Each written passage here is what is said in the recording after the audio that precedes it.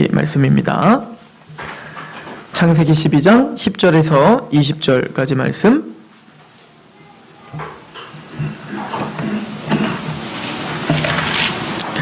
제가 봉독하도록 하겠습니다. 12장 10절에서 20절. 그 땅에 기근이 들었으므로 아브라함이 애굽에 거류하려고 그리로 내려갔으니 이는 그 땅에 기근이 심하였음이라. 그가 애굽에 가까이 이르렀을 때에 그의 아내 사레에게 말하되 내가 알기에 그대는 아리따운 여인이라. 애굽 사람이 그대를 볼 때에 이르기를 이는 그의 아내라 하여 나는 죽이고 그대는 살리리니 원하건대 그대는 나의 누이라 하라. 그러면 내가 그대로 말미암아 안전하고 내 목숨이 그대로 말미암아 보존되리라 하니라. 아브라함이 애굽에 이르렀을 때에 애굽 사람들이 그 여인이 심히 아름다움을 보고 보았고 바로의 고관들도 그를 보고 바로 앞에서 칭찬함으로 그 여인을 바로의 궁으로 이끌어 들인지라. 이에 바로가 그로 말미암아 아브라함을 후대함으로 아브라함이 양과 소와 노비와 암수 나귀와 낙타를 얻었더라. 여호와께서 아브라함의 아내 사레의 일로 바로와 그 집에 큰 재앙을 내리신지라. 바로가 아브라함을 불러서 이르되 내가 어찌하여 나에게 이렇게 행하였느냐. 내가 어찌하여 그를 내 아내라고 내게 말하지 아니하였느냐. 내가 어찌 그를 누이라 하여 내가 그를 데려다가 아내를 삼게 하였느냐. 내 아내가 여기 있으니 이제 데리고 가라 하고 바로가 사람들에게 그의 일을 명하매 그들이 그와 함께 그의 아내와 그의 모든 소유를 보내었더라. 아멘. 아브라함의 실수 중에 가장 큰 실수를 우리는 대면하고 있습니다. 제가 오늘 제목을 이렇게 한번 정해봤어요. 믿음 없는 아브라함과 신실하신 하나님. 위로가 되시죠? 오전 예배를 들으시고 그냥 가시면 곤란해져요. 오후 예배까지 들으셔야 이 균형이 맞거든요. 오전 예배 때 의를 위하여 박해받는 자의 복에 대해서 이야기했습니다. 그러나 그 의를 위하여 박해를 받고 고난에 참여하고 장성한 분량으로 나아가기 위해선 우리의 힘으로 될 수 없음을 배우셔야 됩니다. 그 원리를 오늘 아브라함을 통해서 우리에게 가르쳐주고 있는 것이고, 그래서 하나님은 아브라함의 믿음 없음을 폭로하시고 또 믿음 없는 아브라함을 포기하지 않고 아브라함에게 약속하신 그 약속을 하나님이 어떻게 성취하고 계시는지를 우리에게 보여주고 있어요. 이건 저와 여러분들에게 참된 위로가 될 줄로 믿습니다. 아브라함을 보면 우리가 지난주에도 상고해봤지만 기근이 심하여서 기근을 피하고자 이집트, 세상을 상징하는 이집트로 도망을 가는 장면이 나옵니다. 저와 여러분들도 어찌 보면 아브라함 같은 삶을 매 순간 살고 있지는 않습니까? 세상에 피하여 어찌하든 이 세상의 고난과 고통을 이겨내기 위해서 하나님을 의지하기보다는 내 생각과 내 판단에 의지하여 살지 않습니까? 아브라함은 그랬던 거예요. 하나님은 아브라함에게 가나안 땅이 네 땅이야 라고 줬지만 그걸 약속했죠. 그럼에도 불구하고 현실이 자기를 압박해 오니까 하나님의 약속은 온데간데 없고 자신의 판단에 저 살기 좋은 이집트로 가자라고 하는 판단과 그런 계획을 세우고 실행하는 아브라함을 보여주고 있어요. 저는 오늘 이 아브라함의 행태를 통해 우리가 그렇게 비난했던 바벨탑을 쌓았던 자들의 행태와 비슷하지 않습니까? 흩어짐을 면하고 복을 얻기 위하여, 즉 자신의 어떤 그 고통과 고난, 심판을 이겨내기 위해서 자기의 방법으로 하늘 끝까지 꼭대기를 쌓으려고 했던 그 높아진 마음이 아브라함의 고스란히 보이고 있는 것 같아요. 자신의 이 기근, 자신의 이 고통을 자신의 방법으로 이겨내려고 하는 아브라함입니다. 그것도 아브라함은 언약을 받았고 그 언약을 주실 뿐만 아니라 하나님이 함께하겠다, 내가 너와 함께하겠다라고 약속을 했는데도 불구하고 아브라함은 그거를 믿지 못하여 자신의 방법대로 지금 살아가고 있는 모습을 보여주고 있었고, 저는 이 모습을 보면서 팥죽 한 그릇으로 장자 축복을 경홀히 여겼던 에서의 모습이 보이지 않습니까? 지금 당장에 팥죽, 먹을 것, 보기 좋은 것을 위해 하나님의 약속의 땅을 버리고 가고 있는 거잖아요. 그러므로 이런 이야기들은 아브라함 이야기, 에서 이야기뿐만 아니라 바벨탑 이야기뿐만 아니라 오늘 저와 여러분들의 삶을 보여주고 있는 것 같아요. 게다가 이 아브라함은 그렇게 애굽으로 도망을 갔으면, 자기의 꾀로 도망을 갔으면 담대해야죠. 그런데 그 세상 앞에, 너무 거대해 보이는 세상 앞에 이 아브라함은 당당하게 살지 못하고 어떻게 합니까? 비굴하고 타협하고, 그리고 어떻게 하는 거예요? 자기 아내를 팔아버리는 역할을 합니다. 주님이 가르쳐준 이제 우리 산상손을 배우면서 의를 위하여 박해를 받고 막 이런 모습과는 전혀 동떨어진 모습을 아브라함이 보여주고 있죠. 마태복음 10장에 주님께서 우리에게 알려주신 그 덕목을 제가 읽어드리면, 마태복음 10장 26절, 그런즉 그들을 두려워하지 말라. 감추인 것이 드러나지 않을 것이 없고 숨은 것이 알려지지 않을 것이 없느니라. 내가 너희에게 어두운 데서 이르는 것을 광명한 데서 말하며 너희가 귓속말로 듣는 것을 집 위에서 전파하라. 몸은 죽여도 영혼은 능히 죽이지 못하는 자들을 두려워하지 말고 오직 몸과 영혼을 능히 지옥에 멸하실 수 있는 이를 두려워하라. 이게 우리에게 명령하는 거거든요. 아브라함이 믿음의 조상이라면 어떻게 해야 돼요? 자신의 몸은 죽일 수 있으나 자신의 영혼을 파멸로 몰고 가지 못하는 바로를 무서워하면 안 되죠. 믿음의 조상이. 근데 아브라함은 이 예수님의 말씀과는 상반된 입장으로 세상 앞에 서 있단 말이죠. 29절에 참새 2마리가 한 아사리온에 팔리지 않느냐. 그러나 너희 아버지께서 허락하지 아니하시면 그 하나도 땅에 떨어지지 아니하리라. 너희에게는 머리털까지 다 세신받으었나니 두려워하지 말라. 너희는 많은 참새보다 귀하니라. 누구든지 사람 앞에서 나를 시인하면 나도 하늘에 계신 내 아버지 앞에서 그를 시인할 것이요. 누구든지 사람 앞에서 나를 부인하면 나도 하늘에 계신 내 아버지 앞에서 그를 부인하리라. 이 잣대로 아브라함을 판단해 보세요. 얼마나 아브라함이 믿음 없는 사람인가를 보여주고 있는지. 성경은 항상 세상과 하나님의 믿음의 사람을 비교할 때 세상은 크고 거대하고 힘이 굉장히 센, 그리고 부러움의 대상이고 화려하고 뭔가 추구하고자 하는, 우리가 부러워하는 듯한 모습으로 항상 그려져요. 다윗 앞에 섰던 골리앗이 그랬죠. 그죠? 강력한 힘과 장대한 신체 조건과 그런 능력, 권세들. 가인이 그랬습니다. 우리가 그렇게 부러워하는 땅을 차지하고 높은 성을 쌓고 승승장구하는 삶을 표현하고 있고, 네피림이 그렇습니다. 네피림 그 당시에 고대의 영웅이고 고대의 용사고 많은 사람이 그 앞에 무릎을 꿇는 그런 왕 같은 모습이었고, 니무롯이 그런 사람이었죠. 바벨탑과 연관이 있던 니무롯도 하나님을 대적했다는 것만 다르지 우리가 추앙하고 우리가 부러워하는 모든 모습을 다 갖췄다고요. 니무롯이. 그 앞에 셈족은 항상 연약하고 작고 힘이 없는 민족. 셋은 셋의 후에도 연약하고 힘이 없는 것으로. 아브라함과 바로를 해보십시오. 바로는 뭡니까? 그 당시에 모든 근동의 패권을 장악한 피라미드, 높은 피라미드를 쌓고 그렇게 태양신이나 숭배를 받으며 모든 사람 앞에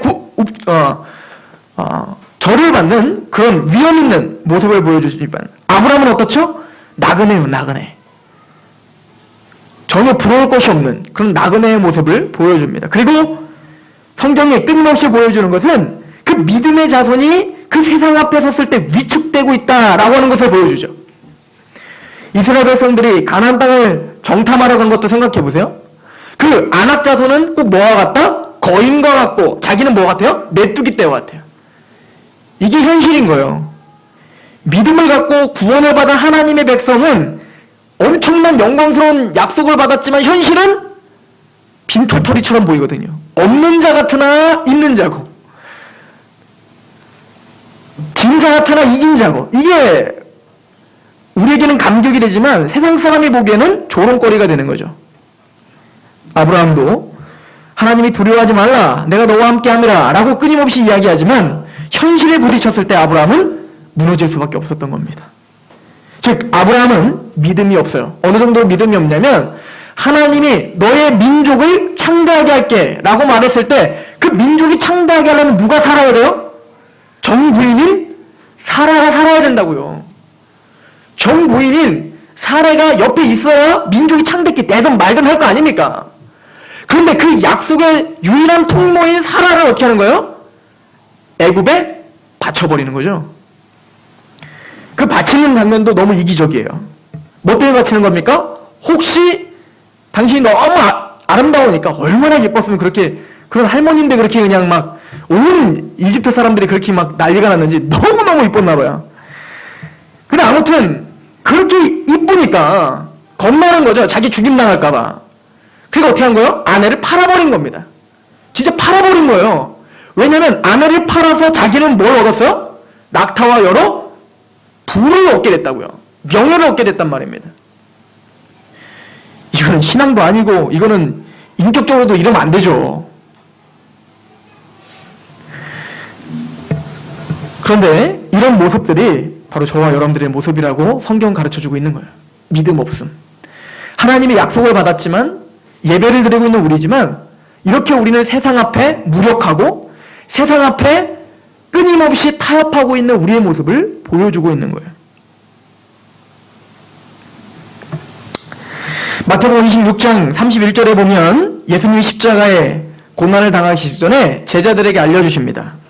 마태복음 26장 31절부터 32절. 그때에 예수께서 제자들에게 이르시되 오늘 밤에 너희가 다 나를 버리리라. 기록된 바 내가 목자를 치리니 양의 떼가 흩어지리라 하였느니라. 그러나 내가 살아난 후에 너희보다 먼저 갈릴리로 가리라. 지금 예수님 뭔 얘기하는 겁니까? 목자가 침을 당하면 너희는 흩어짐을 당할 거야. 지금 아브라함의 모습을 그대로 말해주고 있는 거예요. 제자들아, 너희가 3년 동안 날 따라다니고 뭐 목숨을 바쳐 나를 뭐 지키겠다, 뭐 다 떠나도 난 떠나지 않겠다, 아무리 그렇게 막 발버둥을 친다 할지라도 내가 죽임을 당하고 내가 십자가를 짊어지면 너희는 다 어떻게 할 거라는 거예요? 나를 배신하고 떠날 거야. 이 얘기는 우리 얘기인 거죠. 아브라함 얘기인 거예요.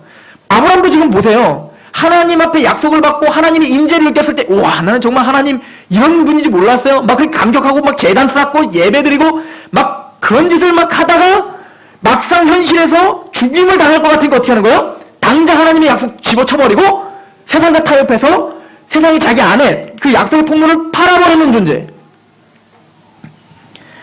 아브라함의 모습이요? 베드로의 모습이요? 오늘 우리의 모습인 거죠. 의를 위하여 박해를 받기보다는 의를 위하여 박해받는 걸 피하고 싶은 믿음 없음.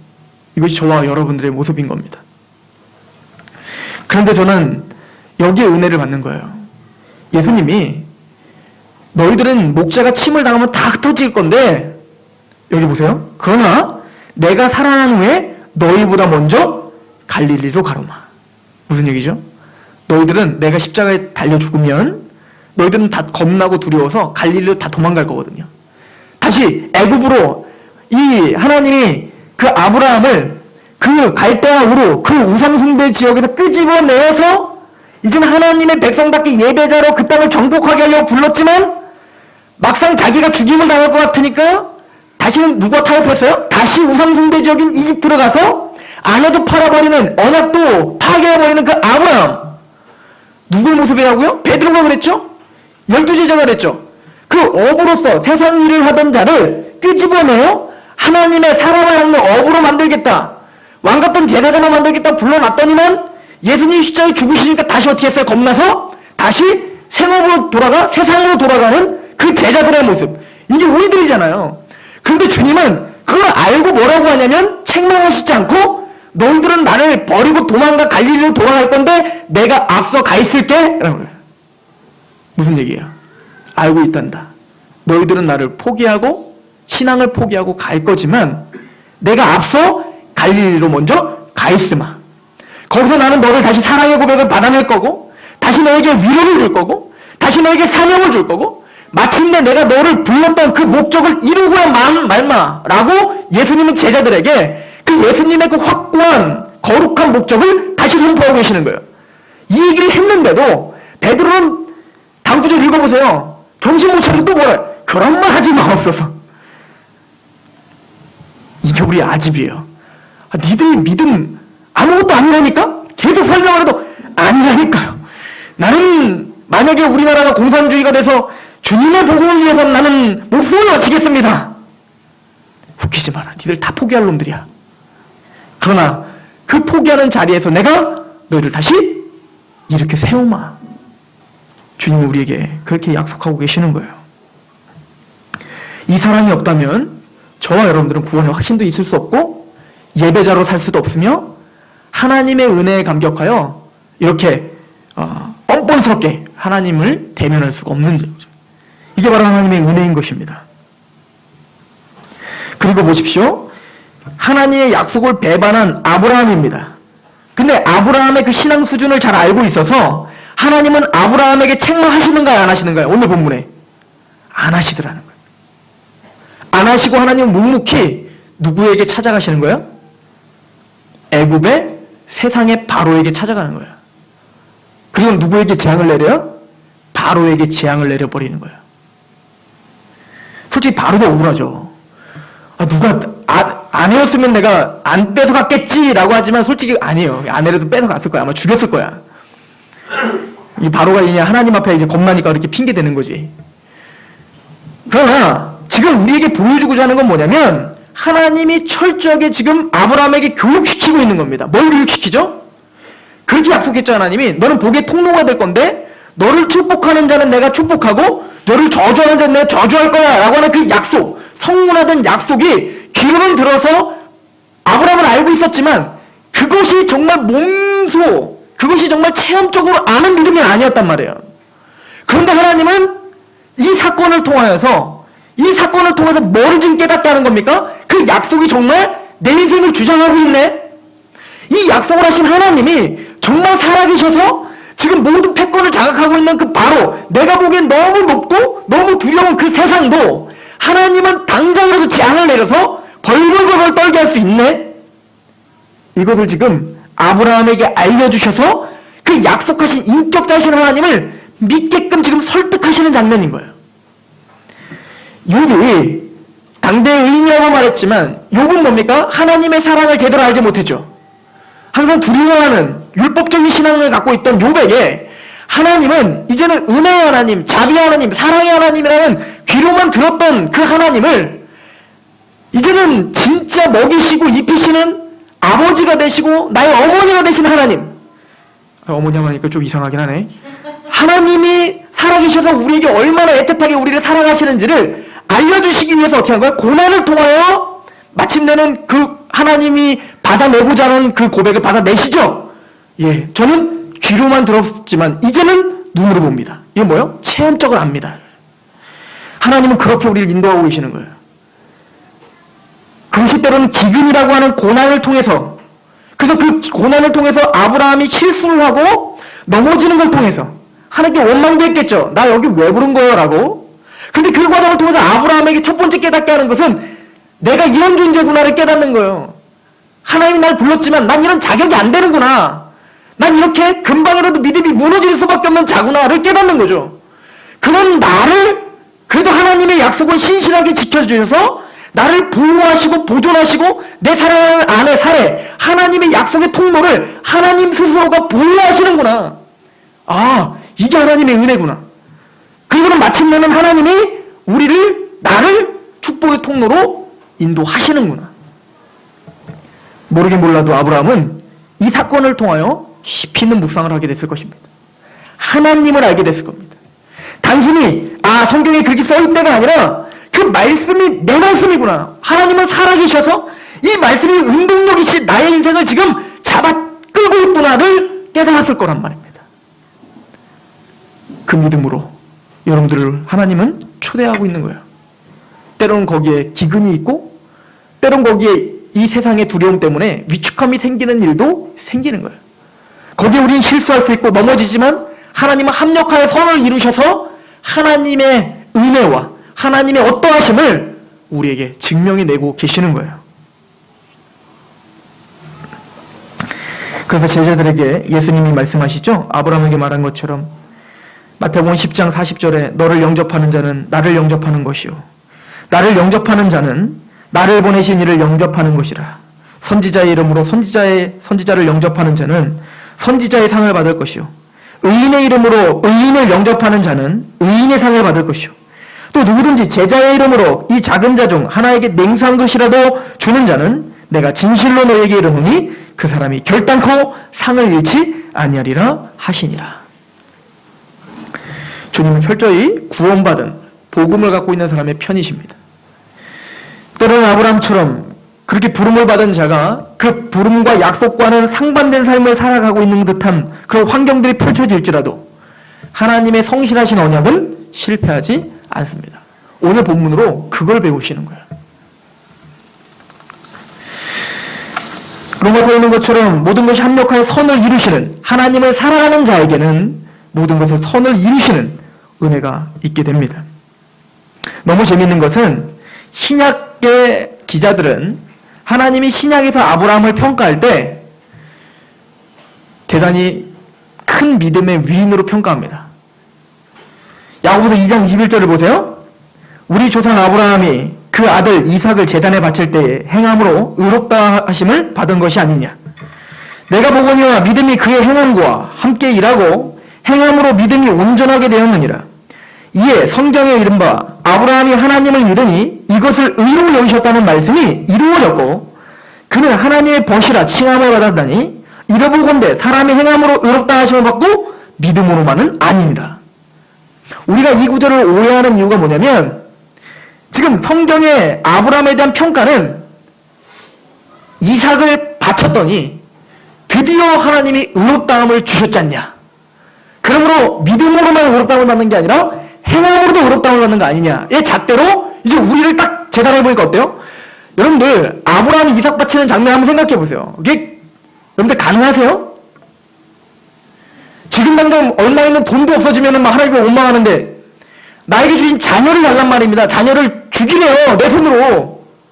이게 가당치납니까? 근데 아브라함 믿음으로 어떻게 했다는 거예요? 그 이삭을 드렸더니 야, 너 믿음이 있다. 그래서 너는 내 버티다 치겠다는 거예요. 우리는 이런 메시지를 들을 때 우리의 신앙이 흔들리는 거야. 그럼 내 믿음은 뭔가? 나는 여전히 구원을 받지 못한 사람인가? 라고 말이죠. 그러나 야고보서를 오해하시면 안 됩니다. 이것은 뭐냐면 믿음 있는 자를 하나님이 의롭다 칭하신 것은 이삭을 바쳤을 때 의롭다 칭하신 게 아니에요.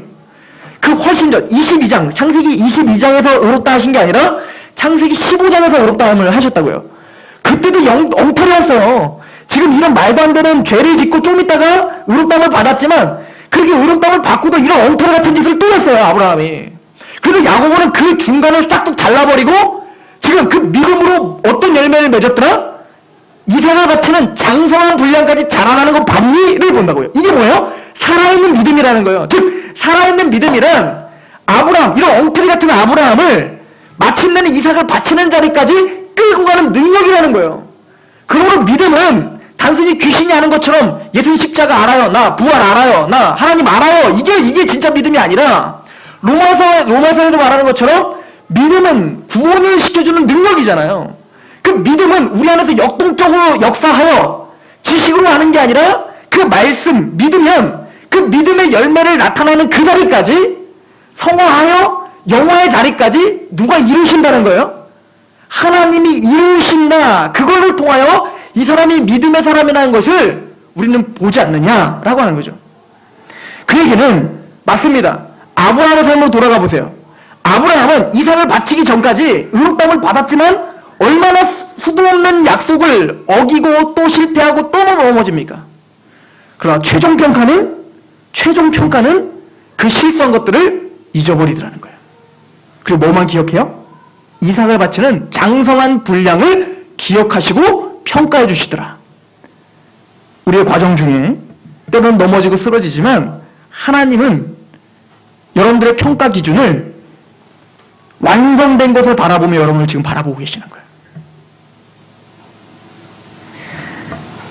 이렇게 쉽게 한번 생각해 보세요. 예수님이 베드로를 찾아갔어요. 갈릴리로 도망간, 자기 배반하고 갈릴리로 도망간 베드로를 찾아가서 내 양을 먹이라, 내 양을 치라, 내 양을 먹이라 하셨다고요? 그 당시의 수준은 그 양이 어떤 양이에요? 자기의 목숨, 핏값으로 산 양이잖아요. 자녀잖아요. 여러분들, 내 자녀는 함부로 못 맡기는 거예요. 내 사랑하는 피덩이는 뭐 물건 함부로 맡길 수 있지만 내 사랑하는 피덩이는 아무한테나 맡길 수 없는 거예요. 그런데 그 피덩이 같은 그 사랑스러운 그 자녀를 누구에게 맡기는 거예요? 자기를 3번이나 배반한 베드로에게 맡긴다고요. 그리고 예수님은 이 배반할 것도 알았는데 베드로에게 뭐라고 합니까? 너는 개바라, 너는 베드로라 라고 말하죠. 너는 교회의 반석이 될 거야 라고 말하잖아요. 무슨 얘기예요? 예수님은 지금 예수님을 부인하고 넘어지고 쓰러지는 그것으로 이 사람을 평가하지 않고 내가 너를 반드시 반석으로 만들어내고야 말 거야 라고 하는 하나님의 약속을 바라보면서 그 사람을 평가하고 있다고요. 이게 은혜인 거예요. 여러분들 오늘도 쓰러지지만 왜 하나님이 우리를 사랑하십니까? 우리의 자격과 여러분들의 능력이 아니라 여러분들 맞아요. 믿음 없어요. 그러나 신실하신 하나님이 여러분들을 반드시 그곳으로 인도할 거거든요. 그리스도의 장성한 분량으로 예수님이 재림하실 때 우리는 호련히 변하여 완벽한 모습으로 변화될 거예요. 그 모습으로 우리를 지금 평가하고 계시는 거예요. 그 좋으신 하나님 앞에 감사하시기 바랍니다. 그래서 여러분들의 기도를 오늘도 들어주시고, 그래서 오늘도 여러분들을 용납하시고, 그래서 여러분들의 예배를 오늘도 받아주시는 겁니다. 다시 이 아브라함이 그런 과정을 통과하게 하는 이유가 뭘까요? 아니, 어차피 결론은 하나님이 영광스럽게 만드실 건데 그러면 좀 아름답게 하지 왜 이렇게 고난 가운데 실수하게 만드실까? 왜 하나님 그걸 허용하실까? 이유는 하나입니다. 이스라엘 백성들이 광야에서 그렇게 넘어지고 쓰러지고 율법을 어기고 그런 삶을 통해서 배우 40년 동안 하나님이 가르쳐주고자 했던 것이 바로 아브라함에게 이런 고통과 고난을 통해서 가르쳐주고자 했던 거예요. 뭐냐면 신명기 8장에 있습니다. 8장 2절부터 3절. 내 하나님 여호와께서 이 40년 동안에 내게 광야길을 걷게 하신 것을 기억하라. 이는 너를 낮추시며 너를 시험하사 내 마음이 어떠한지 그 명령을 지키는지 지키지 않는지를 알려 하시를. 너를 낮추시며 너를 줄이게 하시며 또 너로 알지 못하며 내 조상들도 알지 못하던 만나를 내게 먹이신 것은 사람이 떡으로만 사는 것이 아니요 여호와의 입에서 나오는 모든 말씀으로 사는 줄을 내가 알게 하려 하심이라. 왜 여러분들에게 고난을 허락하십니까? 왜 그런 실수하고 넘어질 걸 아시면서도 하나님은 그 일을 허락하십니까? 낮아지게 하시기 위함이에요. 내가 이런 존재구나. 또 넘어지는구나. 아, 내가 사는 것은 내 힘으로 사는 게 아니라 하나님의 말씀을 의지할 때 승리하는 거구나를 배우고자 하신 겁니다. 에베소서 2장 8절에 너희는 그 은혜로 인하여 믿음으로 말미암아 구원을 받았으니 이것은 너희에게서 난 것이 아니요 하나님의 선물이라. 하나님은 그 은혜, 하나님의 은혜로 여러분들 인도하시어 믿음이라고 하는 것도 선물로 우리에게 주시는 것입니다. 저는 저와 여러분들이 아브라함과 같이 실수할 수 있다고 봅니다. 또 믿음 없음을 여실하게 하나님 앞에 폭로당할 수 있다고 생각합니다. 그러나 이 과정들을 통하여 아브라함에게 역사하셨던, 그래서 그 약속은 여전히 유지가 되고 마침내는 하나님이 그 약속의 그 궤도로 아브라함을 다시 쳐서 복종시키게 한 것처럼 저와 여러분들도 그런 참된 승리가 있을 것임을 기대하시고 소망하시고 여러분들의 삶을 하나님께 내어 맡기는 그런 믿음이 있으시길 소망합니다. 기도하겠습니다. 하나님, 우리의 믿음 없음을 하나님께 위탁합니다. 아브라함이 실수한 것, 우리가 수두룩하게 오늘도 실수하고 넘어지는 이유들입니다. 그 아름다운 세상을 미혹당하고 또 나의 그 위기를 넘어가고자 하나님의 복음을 팔아버리는 그런 자들입니다. 그럼에도 불구하고 우리를 베드로라, 아브라함이라 칭해주시며 의인이라 칭해주시며 하나님의 자녀라, 왕같은 제사장이라 그렇게 바라봐 주시는 그 믿음과 그 신뢰를 통하여 우리가 다시 한번 주님 앞에 서고자 하는 그런 힘을 얻습니다. 우리 일주일간 살아가는 동안 하나님의 이 신실하심, 하나님의 이 은혜의 인도하심을 붙잡고 승리하는 한 주간 되게 하옵소서. 예수 그리스도의 이름으로 감사하며 기도합니다. 아멘. 하나님께 찬양합시다.